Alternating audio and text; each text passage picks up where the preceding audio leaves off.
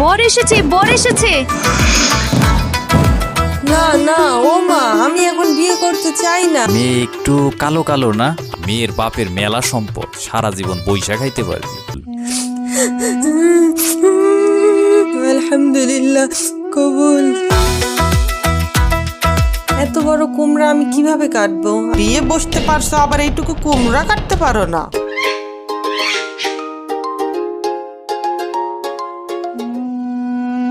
ছেলে মেয়ে দুটো না খেয়ে বসে আছে।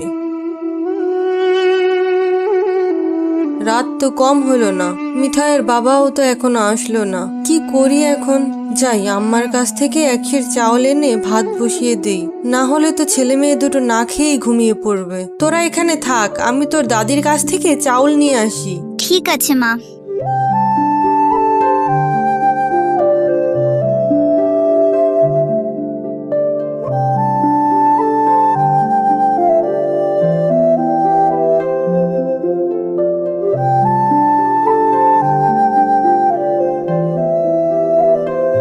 কিছুদিন ধরে হাঁটুর ব্যথাটা যা বেড়েছে, বসে থাকাই কষ্ট।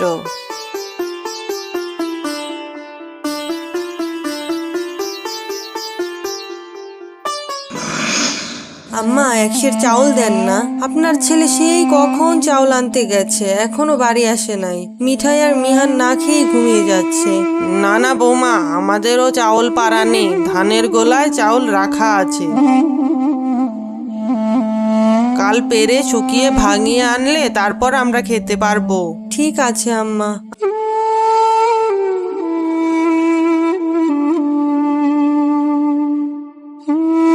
হতচ্ছরি আইসে চাউল নিতে, মুখ পুরি কোথাকার। আমাদের এই দুর্দিনে আমার শাশুড়িও এমন করবে কোনোদিন ভাবিনি। তার নাতিপুতি নিজের রক্ত, তারপরেও তার ঘরে চাউল থাকতে চাউল দিল না। যা হোক, দেখি ছোট যার ঘরে চাউল পাই কিনা।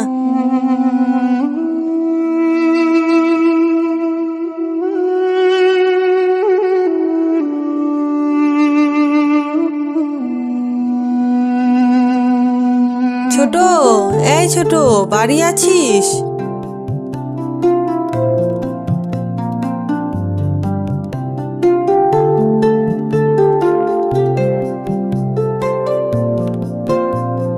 কি ব্যাপার দিদি, তুমি এই সময়? ঘরে চাউল নেই, তোর দাদা চাউল আনতে সেই কখন গেছে, এখনো ফিরেনি। ওদিকে ছেলে মেয়ে দুটো না খেয়েই শুয়ে আছে। আমাকে এক সের চাউল দে না, তোর দাদা চাউল আনলে কাল দিয়ে দিব। আমার চাউল ছাড়া নেই দিদি, কাল ঝেড়ে তারপর রান্না করব। এখন তোমাকে কিভাবে দেই